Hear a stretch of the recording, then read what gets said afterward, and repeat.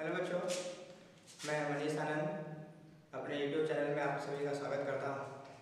जैसा कि हम लोग सॉलिड स्टेट चैप्टर को स्टडी कर रहे हैं और हम लोग उसी चैप्टर को फिर से कंटिन्यू करते हैं। हम लोग पिछले क्लासेस में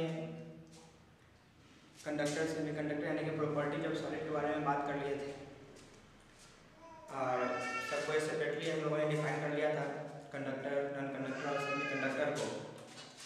अब बच्चों ये बात पढ़ने का समय आ गया है कि कोई भी सब्सटेंस, कोई भी मटेरियल क्यों कंडक्टर होता है, क्यों नॉन कंडक्टर होता है और क्यों सेमीकंडक्टर होता है, या ऐसा कहा जा सकता है कि वो किस प्रकार से कंडक्टिविटी शो कर रहा है, ठीक है, या किस प्रकार क्यों कोई भी सब्सटेंस नॉन कंडक्टर है, या कोई भी सब्सटेंस क्यों सेमीकंडक्टर है, या कोई भी सब्सटेंस क्यों इम्प्रूव्ड सेमीकंडक्टर है।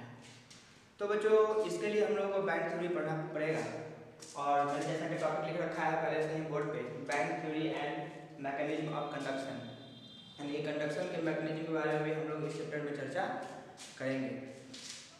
तो उससे पहले हम लोगों को बैंड थ्योरी का कुछ एजम्पशन है उसको हम लोगों को स्टडी करना पड़ेगा। तो कहते हैं क्या कि बैंड थ्योरी हम लोग सबसे पहले स्टडी करते हैं।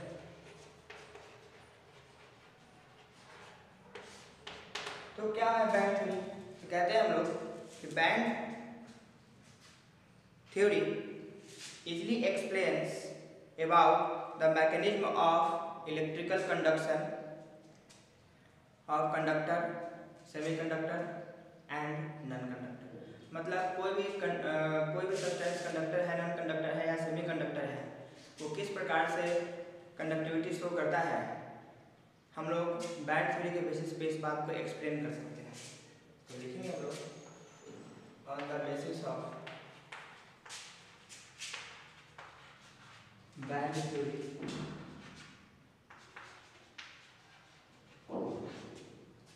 we can easily explain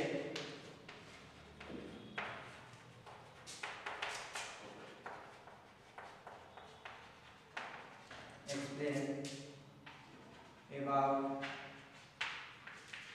the mechanism of conduction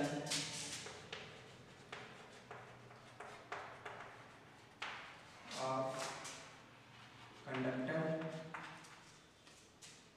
material, non-conductor material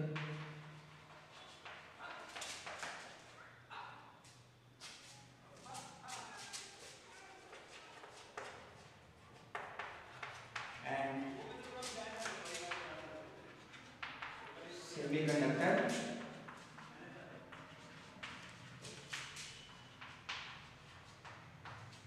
material.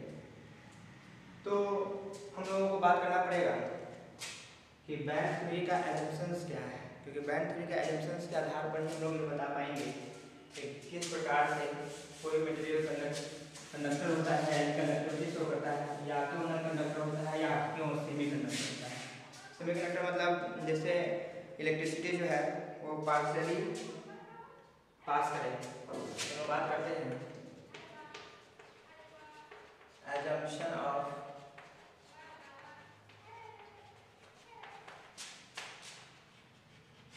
Band theory.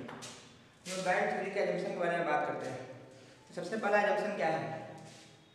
Actually हम लोग कहते हैं क्या कि कोई मटेरियल है वो एटम से मिलकर बना होता है और सारे एटम का अपना अपना ऑर्बिटल होता है, और ऑर्बिटल में जो इलेक्ट्रॉन है वो एक दूसरे ऑर्बिटल यानी कि ऑर्बिटल में जो इलेक्ट्रॉन है वो ऑर्बिटल दूसरे एटम के ऑर्बिटल के साथ जो ओवरलैप करता है और अलग अलग प्रकार का हैबिट ऑर्बिटल का फॉर्मेशन करता है। ठीक उसी प्रकार से यहाँ भी एटॉमिक ऑर्बिटल कंबाइन करके मॉलिक्यूलर ऑर्बिटल का फॉर्मेशन करता है ना। यहाँ भी बैंड थ्योरी कहता है कि कोई भी एटॉमिक ऑर्बिटल जो है वो एक दूसरे के साथ कंबाइन करके एक मॉलिक्यूलर ऑर्बिटल का फॉर्मेशन करता है, और जितना एटॉमिक ऑर्बिटल एक दूसरे के साथ कंबाइन करेगा उतना ही मॉलिक्यूलर ऑर्बिटल भी बनेगा। तो हम लोग कहते हैं कि एटॉमिक ऑर्बिटल पहला जंक्शन हमारा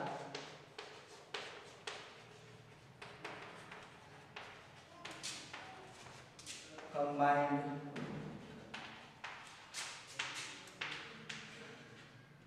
linearly to form molecular orbital। ठीक है, और हम लोग कहते हैं कि number of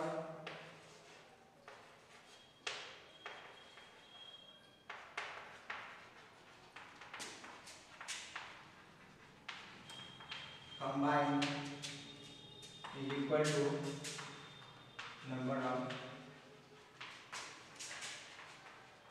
molecular orbital formed।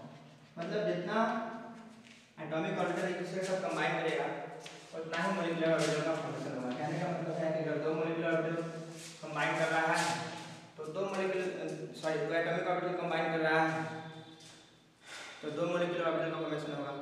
एक एटॉमिक ऑर्बिटल कंबाइन कर रहा है तो एक मोलिकुलर ऑर्बिटल का फॉर्मेशन होगा। ठीक है, तो इस तरीके से अब कहते हैं क्या कि जब कोई भी एटॉमिक ऑर्बिटल एक दूसरे के साथ कंबाइन करता है तो वो दो प्रकार का, मतलब चूंकि देखिए सबसे पहली बात क्या है कि कम से कम एक एटॉमिक ऑर्बिटल तो कंबाइन करेगा ही करेगा दो एटम का। तो एक एटम का एक एटॉमिक ऑर्बिटल और एक एटम का दूसरे एटम का दूसरा एटॉमिक ऑर्बिटल जब आपस में कंबाइन करेगा तो हम लोग कह सकते हैं कि दो एटॉमिक ऑर्बिटल कंबाइन होगा। तो दो एटॉमिक ऑर्बिटल कंबाइन हुआ तो हम लोग कहेंगे क्या कि दो मोलिकुलर ऑर्बिटल का फॉर्मेशन होगा। ठीक है, तो कहते हैं क्या कि जब ये एटॉमिक ऑर्बिटल आपस में कंबाइन करेंगे, जब वो लिनियरली एक दूसरे के साथ ओवरलैप करेंगे तो उस ओवरलैपिंग से जो है कहते हैं क्या कि दो प्रकार का जो है हमारा मोलिकुलर ऑर्बिटल का फॉर्मेशन होता है। ठीक है, उस linearly combination of atomic orbital से दो प्रकार का मोलिकुलर ऑर्बिटल का फॉर्मेशन होगा, जो कि एक हायर एनर्जी मोलिकुलर ऑर्बिटल होगा और एक लोअर एनर्जी मोलिकुलर ऑर्बिटल होगा।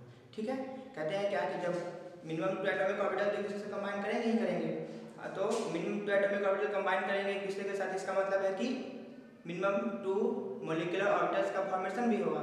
तो कहते हैं कि अगर दो एटॉमिक ऑर्बिटल कंबाइन करेंगे तो दो मोलिकुलर ऑर्बिटल का फॉर्मेशन होगा, जिसमें एक हाई एनर्जी मोलिकुलर ऑर्बिटल होगा और दूसरा लोअर एनर्जी मोलिकुलर ऑर्बिटल होगा। तो बच्चों लोअर एनर्जी मोलिकुलर ऑर्बिटल्स को हम लोग कहते हैं वैलेंस बैंड और हायर एनर्जी मोलिकुलर ऑर्बिटल को कहते हैं हम लोग कंडक्शन बैंड। ठीक है, तो कहते हैं क्या तो देयर आर सेकेंड नंबर हमारा क्वेश्चन है, there are two types of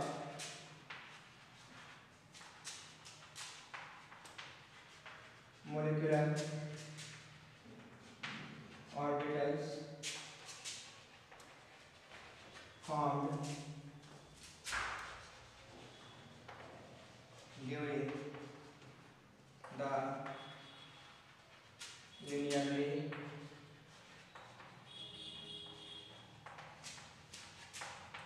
combination of atomic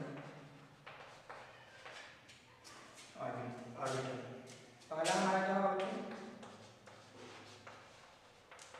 valence band और दूसरा क्या होगा कंडक्शन बैंड। तो वैलेंस बैंड जो है वो लोअर एनर्जी मोलिकुलर ऑर्बिटल होगा, और जो हमारा कंडक्शन बैंड होगा वो हमारा हायर एनर्जी मोलिकुलर ऑर्बिटल होगा। तो लिनियरली कॉम्बिनेशन से दो प्रकार के मोलिकुलर ऑर्बिटल्स बनेंगे, जो कि एक लोअर एनर्जी मोलिकुलर ऑर्बिटल होगा बच्चों और दूसरा जो होगा वो हायर एनर्जी मोलिकुलर ऑर्बिटल होगा।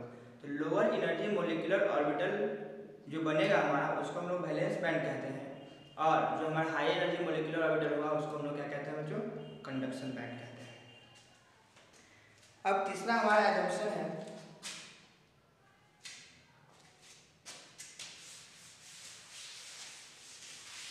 हम लोग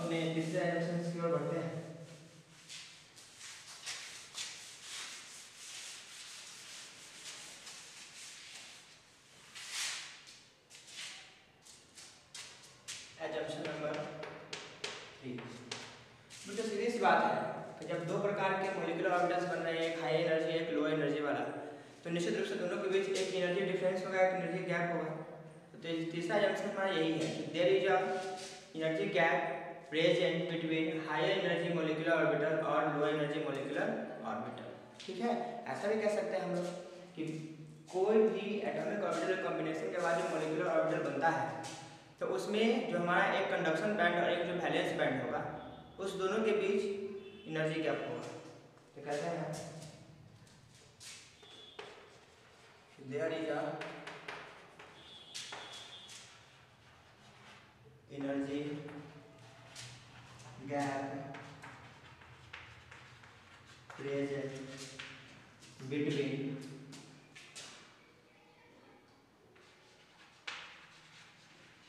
हायर एनर्जी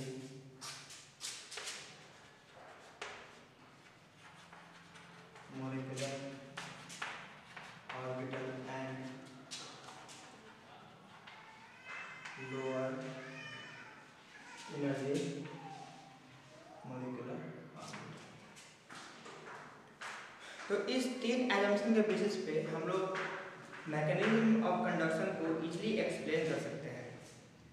तो बच्चों अब चलते हैं हम लोग मैकेनिज्म ऑफ कंडक्शन की ओर, और सबसे पहले हम लोग बात कर लेते हैं conductor, mechanism of conduction of conductor. तो कंडक्टर कोई भी सब्सटेंस किस प्रकार से कंडक्टर होता है, उससे किस प्रकार से और क्यों उससे इजीली इलेक्ट्रिसिटी पास करता है, इसके बारे में हम लोग बात करना चाह रहे हैं। तो mechanism of conduction of conductor, हम लोग कंडक्टर के बारे में बात करते हैं। कंडक्टर तो हम लोग बात करते हैं कि कंडक्टर किस प्रकार से कंडक्टिविटी शो करता है। तो बच्चों कंडक्टर है, इसका मतलब उससे होकर के इजीली जो है इलेक्ट्रिसिटी पास करेगा, और इसलिए अगर इलेक्ट्रिसिटी पास करता है तो हम लोग कहते हैं क्या कि वो जो है हमारा कंडक्टर होगा। तो क्यों इजीली उससे इलेक्ट्रिसिटी पास करता है, ये हम लोगों को समझना है। तो बच्चों कहते हैं क्या कि जैसा कि हम लोगों ने बात किया था, कोई भी एटॉमिक ऑर्बिटल का जब कंबाइन करता है दूसरे के साथ, तो कंबाइन करने के बाद जो है वो दो प्रकार का मॉलिक्यूलर ऑर्बिटल का फॉर्मेशन करता है। एक जो हमारा होता है वो वैलेंस बैंड होता है, और दूसरा क्या होता है बच्चों, कंडक्शन बैंड होता है। तो हम एक ग्राफ और एक या ऐसा कह सकते हैं कि एक फिगर में दिखाने का प्रयास कर रहे हैं, जिससे आप लोग ये बात समझ में आ जाए कि हाँ किस प्रकार से कोई मटेरियल इजीली जो है उससे होकर के इलेक्ट्रिसिटी पास करता है, या क्यों वो एक बेहतर कंडक्टर है। तो कहते हैं क्या कि अगर कोई मटेरियल कंडक्टर है तो उसके वैलेंस बैंड और कंडक्शन बैंड यानी कि हाई एनर्जी मॉलिक्यूलर ऑर्बिटल और लोअर एनर्जी मॉलिक्यूलर ऑर्बिटल के बीच जो एनर्जी डिफरेंस होता है ना बच्चों, वो बहुत कम होता है, या हम लोग ऐसा कह सकते हैं कि वो एक दूसरे को इस तरीके से ओवरलैप किया रहता है, इस तरीके से पूरा नहीं, इस तरीके से ओवरलैप किया रहता है। ठीक है ना, तो जब ओवरलैप किया रहता है एक दूसरे को, तो फिर वहाँ पे एनर्जी डिफरेंस एकदम नहीं होगा, न बराबर होगा। तो कहते हैं क्या कि जो हमारा वैलेंस बैंड और कंडक्शन बैंड टोटली एक दूसरे के साथ क्या होंगे, कनेक्टेड होंगे। तो एक्चुअली इलेक्ट्रॉन कहाँ होता है, तो वैलेंस बैंड में, और जब इलेक्ट्रॉन एक्साइट करके कंडक्शन बैंड में जाता है तब जाकर के जो है वो मटेरियल कंडक्टिविटी शो करता है। तो कहते हैं क्या कि जितना कम एनर्जी गैप रहेगा उतना ही आसानी से इलेक्ट्रॉन का एक्साइटेशन जो है वो वैलेंस बैंड से कंडक्शन बैंड में होगा, और जितना कम एनर्जी होगा वैलेंस बैंड और कंडक्शन बैंड के बीच का एनर्जी गैप जो है वो जितना कम होगा उतना आसानी से इलेक्ट्रॉन जो है वैलेंस बैंड से कंडक्शन बैंड की ओर मूव करेगा, और जितना आसानी से वैलेंस बैंड से कंडक्शन बैंड की ओर इलेक्ट्रॉन मूव करेगा वो उतना ही अच्छा क्या होगा बच्चों, कंडक्टर होगा। मैं फिर से एक बात कह रहा हूँ, फिर से आप मेरी बात को सुन लें। मैं कह रहा हूँ कि जितना कम एनर्जी गैप होगा किसी वैलेंस बैंड और कंडक्शन बैंड के बीच, वो उतना ही बेहतर इलेक्ट्रिकल कंडक्टिविटी शो करेगा। तो कहते हैं क्या कि जब कोई मटेरियल कंडक्टर होता है तो उसमें जो है वो वैलेंस बैंड और कंडक्शन बैंड एक दूसरे को इस तरीके से ओवरलैप किया जाता है, इस तरीके से ओवरलैप किया जाता है, पूरा नहीं बल्कि पार्शियली ओवरलैप किया जाता है, जिस कारण से एनर्जी गैप जो होता है वो एकदम न के बराबर होता है। तो आसानी से जो है वैलेंस बैंड का इलेक्ट्रॉन जो है कंडक्शन बैंड में एक्साइट कर जाता है, जिस कारण से आसानी से वो इलेक्ट्रिकल कंडक्टिविटी शो करता है। तो ये हम एनर्जी का एक लाइन हम ले रहे हैं और कह रहे हैं क्या कि लो एनर्जी ऑर्बिटल नीचे होगा बच्चों। तो लो एनर्जी ऑर्बिटल यानी कि वैलेंस बैंड मैं यहाँ दिखा रहा हूँ।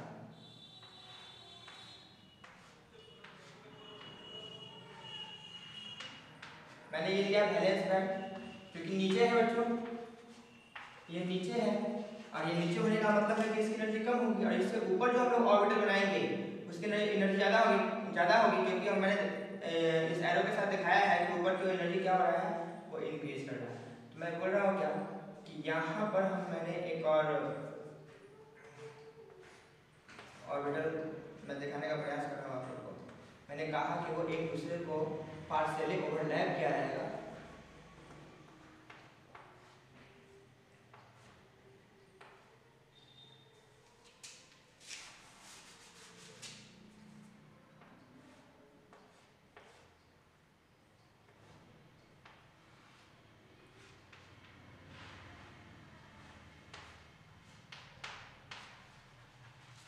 ये हमारा क्या बच्चों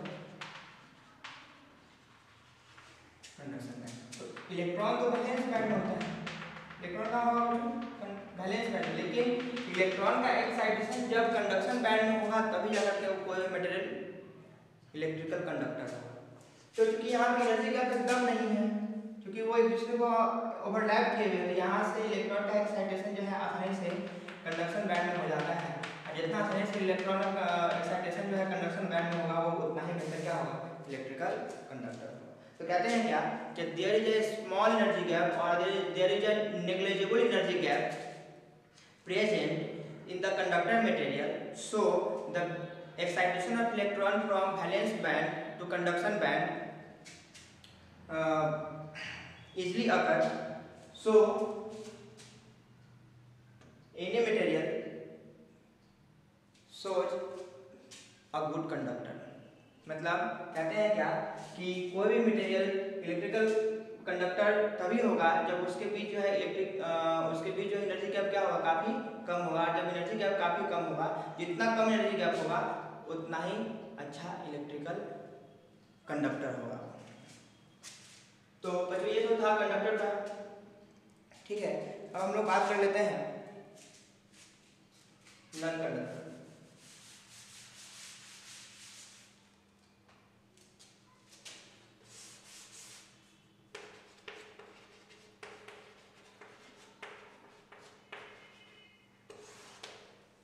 जैसे कि मैंने कहा कि जब तक वैलेंस बैंड से कंडक्शन बैंड में इलेक्ट्रॉन का मूवमेंट नहीं होगा तब तक वो इलेक्ट्रिकल कंडक्टिविटी शो नहीं करेगा।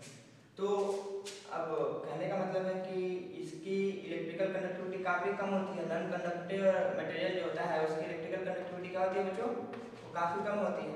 तो मैं कह रहा हूँ क्या कि जो हमारा नीचे वाला जो हमारा ऑर्बिटल होगा वो क्या होगा वैलेंस बैंड और ऊपर वाला जो हमारा ऑर्बिटल होगा वो उसको क्या बोलेंगे हम लोग कंडक्शन बैंड, कुछ इस तरीके से। तो कहते हैं क्या, देखिए यहाँ पर जो है एक कह सकते हैं कि लार्ज एनर्जी क्या मौजूद है, लार्ज एनर्जी गैप, ये हमारा वैलेंस बैंड है और ये हमारा कंडक्शन बैंड है। तो बच्चों आप लोग देख पा रहे हैं कि इसके पीछे लार्ज एनर्जी गैप है। आप लोग जानते हैं कि इलेक्ट्रॉन कहीं होगा तो वैलेंस बैंड में ही होगा। तो मैंने जैसे कि बताया था जितना इजीली कोई भी इलेक्ट्रॉन का एक्साइटेशन जो है वो वैलेंस बैंड से कंडक्शन बैंड में होगा उतना ही बेहतर वो इलेक्ट्रिकल कंडक्टर होगा। लेकिन इतना ज़्यादा एनर्जी डिफरेंस है, इतना ज़्यादा एनर्जी गैप है कंडक्शन बैंड और वैलेंस बैंड के भी कि यहाँ से इलेक्ट्रॉन का एक्साइटमेंट जो है वो एक्साइटमेंट का जो प्रोबेबिलिटी है वो बहुत कम होता है, एकदम 9 के बराबर होता है, जिस कारण से कोई भी मटेरियल जो है वो इलेक्ट्रिकल नॉन कंडक्टर होता है। क्योंकि यहाँ पर से वैलेंस बैंड से कंडक्शन बैंड में इलेक्ट्रॉन का एक्साइटमेंट का प्रोबेबिलिटी क्या हो जाएगा काफ़ी कम हो जाएगा, एकदम 9 के बराबर, इसलिए इसकी इलेक्ट्रिकल कंडक्टिविटी काफ़ी कम होती है। और इतना कम होता है कि जिससे ऐसा हम लोग को महसूस होता है कि इस सब्सटेंस से इस सब्सटेंस से जो है इलेक्ट्रिसिटी पास कर ही नहीं रही है। तो हम लोग कहते हैं क्या कि मटेरियल जो होगा वो क्या होगा नॉन कंडक्टर होगा। तो कहते हैं क्या due to the presence of large energy gap any material shows non-conductor। Okay, अब हम लोग बात कर लेते हैं सेमीकंडक्टर।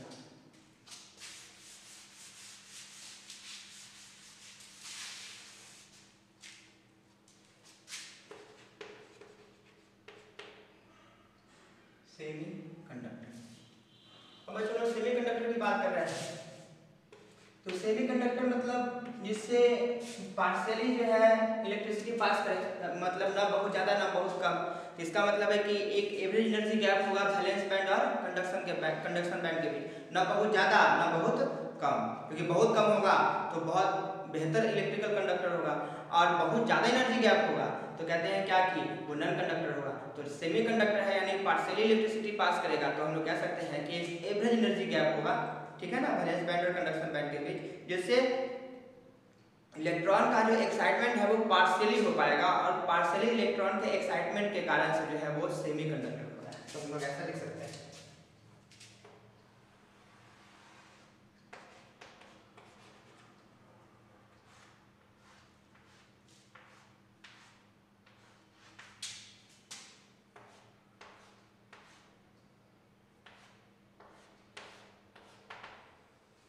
देखिए बच्चों, ना बहुत ज़्यादा एनर्जी गैप है ना बहुत कम, ये हमारा वैलेंस बैंड, और ये क्या है हमारा कंडक्शन बैंड। तो इसको कह सकते हैं ये हमारा एवरेज एनर्जी गैप है।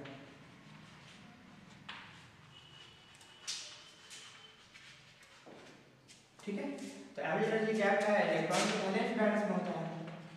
यहाँ पर से इलेक्ट्रॉन का एक्साइटमेंट जो है वो पार्शियली हो पाएगा, पार्शियली, बहुत ज़्यादा नहीं, थोड़ा सा इलेक्ट्रॉन का एक्साइटमेंट होने के कारण से जो है वो सेमीकंडक्टर होता है। मतलब उससे बहुत ज़्यादा उसका इलेक्ट्रिकल कंडक्टिविटी नहीं होगा, उससे होकर के बहुत ज़्यादा मात्रा में इलेक्ट्रिसिटी पास नहीं करेगा। ठीक है, तो एवरेज एनर्जी गैप होता है, और एवरेज एनर्जी गैप के कारण से जो है हमारा ये क्या होता है, सेमीकंडक्टर होता है। बच्चों हम लोगों ने जब पीछे में हम लोग सेमीकंडक्टर को हम लोगों ने दो पार्ट में डिवाइड किया था, एक इंट्रिंसिक और एक एक्सट्रिंसिक। तो इंट्रिंसिक सेमीकंडक्टर जो था वो हमारा वो प्योर सेमीकंडक्टर था, और एक्सट्रिंसिक सेमीकंडक्टर जो था वो हमारा इम्प्योर सेमीकंडक्टर कह सकते हैं, या उसको हम लोग कह सकते हैं इम्प्रूव्ड सेमीकंडक्टर। तो मैंने वहाँ बताया था आप लोगों को कि इम्प्रूव्ड सेमीकंडक्टर का मतलब है कि जो भी सेमीकंडक्टर है और उसकी जो इलेक्ट्रिकल कंडक्टिविटी है ड्यू टू डॉपिंग, है ना, ड्यू टू डॉपिंग, किसी भी दूसरे एटम को डॉप कर दिया जाए उस सेमीकंडक्टर में, तो उसकी इलेक्ट्रिकल कंडक्टिविटी पहले से क्या हो जाती है, बढ़ जाती है। इसलिए उस ऑब्टेन्ड सेमीकंडक्टर को हम लोग कहते हैं इम्प्रूव्ड सेमीकंडक्टर। तो क्यों वो इम्प्रूव कर जाता है, क्यों उसकी सेमीकंडक्टिविटी जो है इम्प्रूव कर जाती है, क्यों उसकी इलेक्ट्रिकल कंडक्टिविटी पहले से बढ़ जाती है, हम लोग इसके बारे में बात कर लेते हैं। तो हम लोग बात कर लेते हैं इम्प्रूव्ड सेमीकंडक्टर। क्यों इलेक्ट्रिकल कंडक्टिविटी बढ़ जाती है बच्चों, यहाँ साफ सुथरा आप लोगों को दिख जाएगा, तो मैं लिख रहा हूँ इम्प्रूव्ड सेमीकंडक्टर।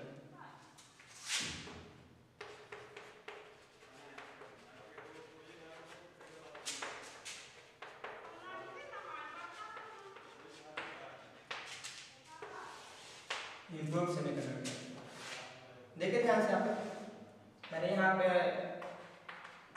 एक एनर्जी का लाइन लिया, मैंने एक वैलेंस बैंड लिया,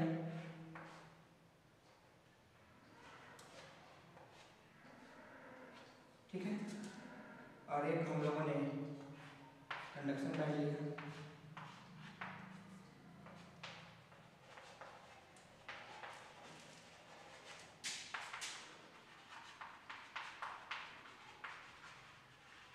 मुझे ध्यान से देखें, वैलेंस बैंड में हमारा इलेक्ट्रॉन है, और अभी तो एवरेज एनर्जी गैप है हमारा वैलेंस बैंड और कंडक्शन बैंड के बीच।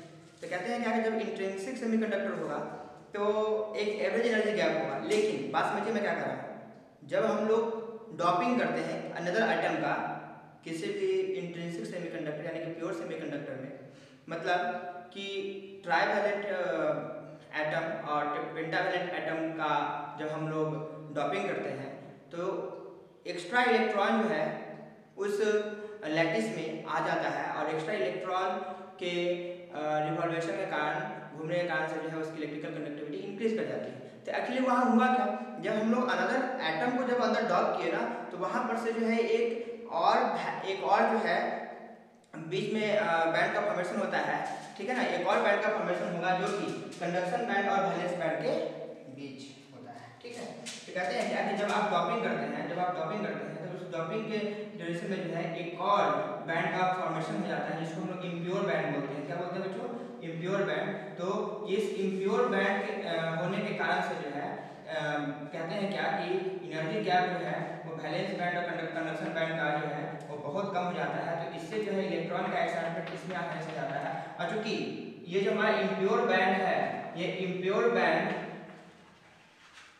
से काफी नजदीक में कंडक्शन बैंड है, तो इससे भी इलेक्ट्रॉन जो है इस कंडक्शन बैंड में और जो है क्या होता है, एक्साइट हो जाता है। तो कहते हैं क्या, क्योंकि एक और बैंड बनने के कारण यहाँ पर एनर्जी गैप जो है वो छोटा हो गया, कम हो गया, तो यहाँ से इलेक्ट्रॉन का एक्साइटमेंट आसानी से जो है इम्प्योर बैंड में हो गया। और इम्प्योर बैंड और कंडक्शन बैंड के बीच और स्मॉल एनर्जी गैप है, तो यहाँ से इलेक्ट्रॉन का एक्साइटेशन जो है कंडक्शन बैंड में और ज़्यादा हो गया। तो इलेक्ट्रॉन का ज़्यादा मात्रा में एक्साइटेशन के कारण से जो है वहाँ पे हम लोग कहते हैं क्या कि सेमीकंडक्टर का इलेक्ट्रिकल कंडक्टिविटी आफ्टर डॉपिंग बढ़ जाती है ना, पहले के रेस्पेक्ट में वो बढ़ जाएगा।